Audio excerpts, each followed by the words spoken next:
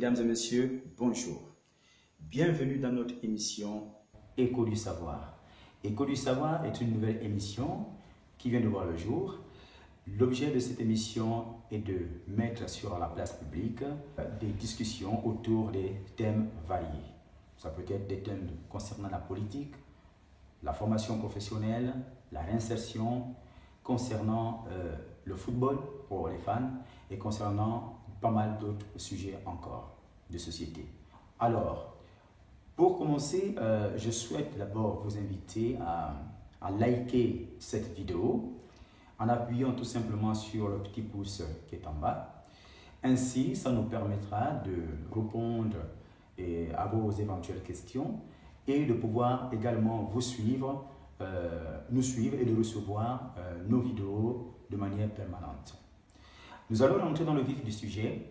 Alors, je souhaitais aujourd'hui partager avec vous un sujet, un thème très passionnant qui défait la chronique. C'est le thème de la réinsertion. La réinsertion des personnes placées sous main de justice. Qu'est-ce que ceci signifie? Lorsqu'on parle de réinsertion, nous entendons par réinsertion le processus qui consiste à réhabiliter une personne qui a été exclue par la société.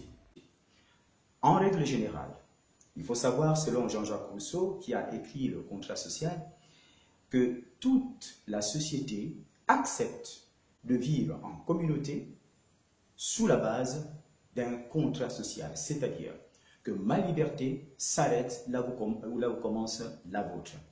Et ma liberté peut aussi commencer là où la vôtre s'arrête. Ceci étant, qu'est-ce que nous entendons par réinsertion? Qu'est-ce que la réinsertion? Qu'est-ce que le mécanisme de réinsertion? En quoi la réinsertion est-il un sujet très important? Il faut savoir que lorsque une personne est exclue par la société, il y a de fortes chances que cette personne puisse dériver ou du moins commettre des exactions ou rentrer dans la délinquance. Nous entendons par délinquance, évidemment, un comportement qui est à l'encontre des valeurs sociales. Une fois cette personne ayant commis une infraction, c'est-à-dire une contravention, un délit ou un crime, cette personne est placée ou jugée par ses pairs, par un tribunal quelconque, et envoyée en prison. Mais il faut savoir que à l'intérieur de la prison, cette personne est censée subir, du moins, un processus de réinsertion. Alors, le problème qui se pose, autant pour moi, est de savoir si la réinsertion doit commencer à l'intérieur de la prison ou la réinsertion trouve son sens à l'extérieur de la prison. À l'intérieur de la prison, que devient le prisonnier avant qu'il ne trouve l'extérieur?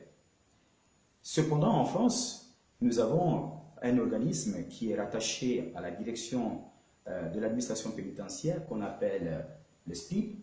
Donc, c'est la direction pénitentiaire d'insertion et de probation qui a pour mission, à l'intérieur de la prison, de suivre le nouveau détenu ou la personne qui a été condamnée. À cet effet, les SPIP, par la voie de leur CPIP, c'est-à-dire les conseillers pénitentiaires d'insertion et de probation, vont pouvoir mettre au service de ce détenu tout un dispositif qui lui permettra de procéder à une meilleure réinsertion, c'est-à-dire essayer de voir dans quelle mesure cette personne peut retrouver la vie qu'elle n'avait peut-être pas avant de rentrer en prison. Cela se matérialise par un fonctionnement bien clair, c'est-à-dire qu'à l'intérieur de la prison, les conseillers pénitentiaires d'insertion et de probation vont amener cette personne détenue à pratiquer des activités sportives, par exemple, des activités socio-éducatives, à se former dans un métier ou une profession. Ça peut être passer un certificat d'aptitude professionnelle au sein de la prison, grâce aux intervenants extérieurs qui viennent au sein de la prison pour permettre à ces personnes-là de passer des CAP, c'est-à-dire des certificats d'aptitude professionnelle. Donc, ce processus va permettre aux détenus de pouvoir rentrer dans un moule qui lui permettra petit à petit de se réinsérer, ou du moins au moment de sortir, de pouvoir vivre normalement comme toute personne. Alors, mais la question qui se pose est de savoir, une fois, comment la transition entre le moment où le détenu se trouve en prison et le moment où la personne doit sortir, qu'est-ce qui se passe entre les deux extrémités? Justement, il se passe une chose, il y a un processus, il y a des mesures de justice qui sont mises en place, qu'on appelle les aménagements de peine.